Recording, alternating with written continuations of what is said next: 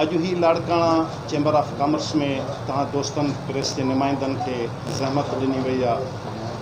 ख़ुसूसन शादी हाल सां मुंसलिक असांजा जेके मेंबरान आहिनि उन्हनि जी जेका हालत थी वई आहे उहा क़ाबिल रहम थी वई आहे।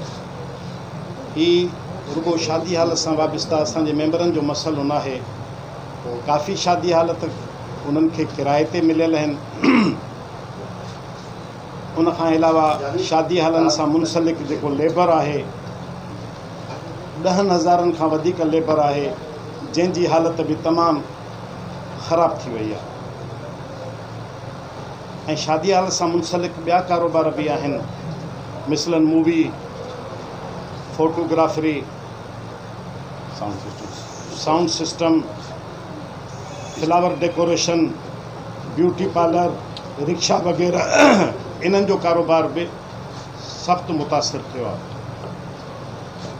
हुकूमत सिंध जीअं त ॿियनि कारोबारनि जे लाइ बि SOPs जे तहत रियायतूं ॾिनियूं आहिनि, असां हुकूमत सिंध खे गुज़ारिश था कयूं त जहिड़ी तरह सां ट्रेन सर्विस बहाल थी आहे, जहिड़ी तरह सां ट्रांसपोर्ट बहाल थी आहे, अहिड़ी तरह सां SOPs जे तहत इन शादी हाल जे कारोबार करण वारनि खे बि हमदर्दाना गौर फ़िक्र करे इजाज़त ॾिनी वञे ताकी इन्हनि सां मुंसलिक ॿिया कारोबार, ॿियो लेबर बि जेको आहे उहो ख़ुशहालीअ वारी ज़िंदगी गुज़ारे। हिननि जी हालत क़ाबिल रहम थी वई आहे। असांखे उमेद आहे त सिंध हुकूमत इन ते हमदर्दाना गौर फ़िक्र कंदी ऐं हूअं बि ब्रिटिश गवर्नमेंट बि 3 जुलाई ते शादी हालनि जी इजाज़त ॾिनी आहे हुकूमत बरतानिया।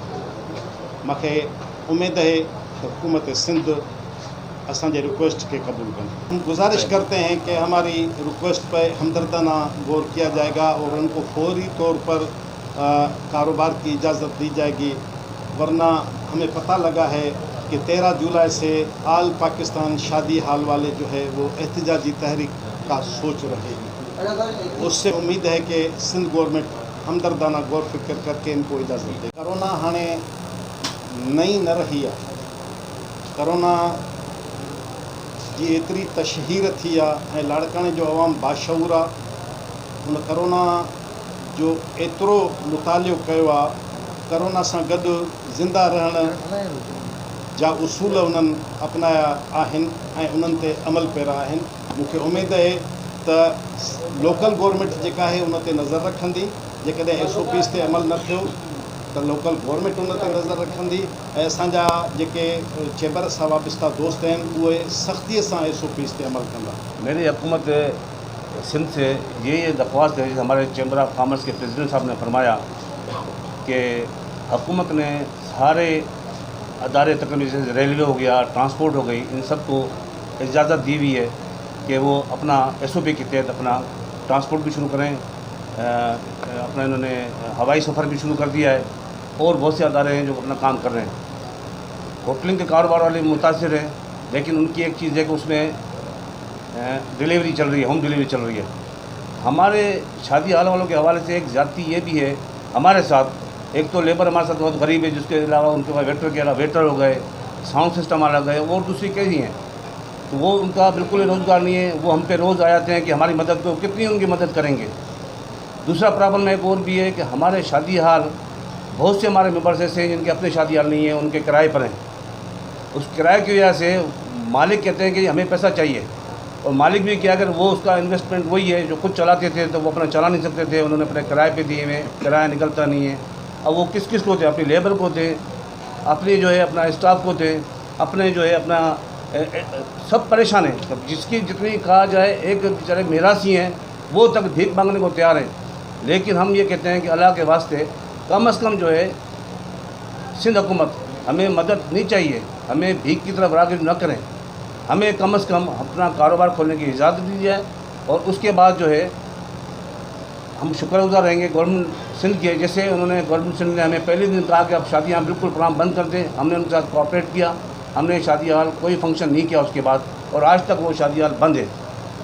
बराए मेहरबानी मेरी दरख्वास्त है वज़ीर आला सिंध से भी, हमारे जो कोविड के सिलसिले में सोहेल अनवर सियाल साहब हैं, वो भी हमारी मदद करें। और सिंध हुकूमत जो है, बल्कि मैं पूरे पाकिस्तान की बात करूँगा कि फेडरल गवर्नमेंट भी इस पर कम से कम जो है सारे शादी हाल की तरफ से, जो हम शादी हाल अलायंस बनाया है, सिंध अलायंस शादी हाल, तो उसके बाद पाकिस्तान 13 जुलाई को स्ट्राइक की कॉल दी है कि लोग धरना देंगे। सारे प्रेस क्लब उन्होंने कहा है कि आप बुक करा दें जो जिस शहर में हैं, और 13 तारीख को सारे पूरे पाकिस्तान में प्रेस कॉन्फ्रेंस होगी, एहतजाज अपना रिकॉर्ड कराएगा। मैं शुक्रगुजार हूँ अपने प्रेस का, जिन्होंने हमें इतनी इज्जत दी और हमारा साथ दिया, वो हमेशा करते रहते हैं, उनकी बड़ी मेहरबानी। बस दुआ गो है कि अल्लाह ताला हमारा काम शुरू हो जाए। हम SOP पे अमल करने को तैयार हैं। जैसे हमारा अगर हाल शादी हाल 1000 बंदों का है तो हमारे SOP के तहत हमें 500 आदमी की परमिशन दी जाए, 800 बंदों का है तो 400 की दी जाए। हमारे पास बहुत गुंजाइश है, हमारे हाल बड़े हैं। एक बस ट्रांसपोर्ट जो है, ट्रांसपोर्ट की बस है 15 फीट की, 20 फीट की, उस पर सीट बाई सीट नहीं बिठाते, हाफ सीट पे सफ़र कर रहे हैं। तो हम भी ऐसे हाफ सीट पे अपना, जहाँ 12 बंदे बैठते हैं कुर्सी पे, हमारे 6 बंदे उठाएंगे टेबल पे, वो हम SOP के काम करेंगे। हमारा SOP पे अमल करना ज़्यादा आसान है। हम तो ये भी कहेंगे कि हमारे एक लिमिट रख दी जाए कि आप काम शुरू करें अपना SOP के तहत, जो बंदे कहेंगे हम इतना अलाउ करेंगे शादी हाल में अपने।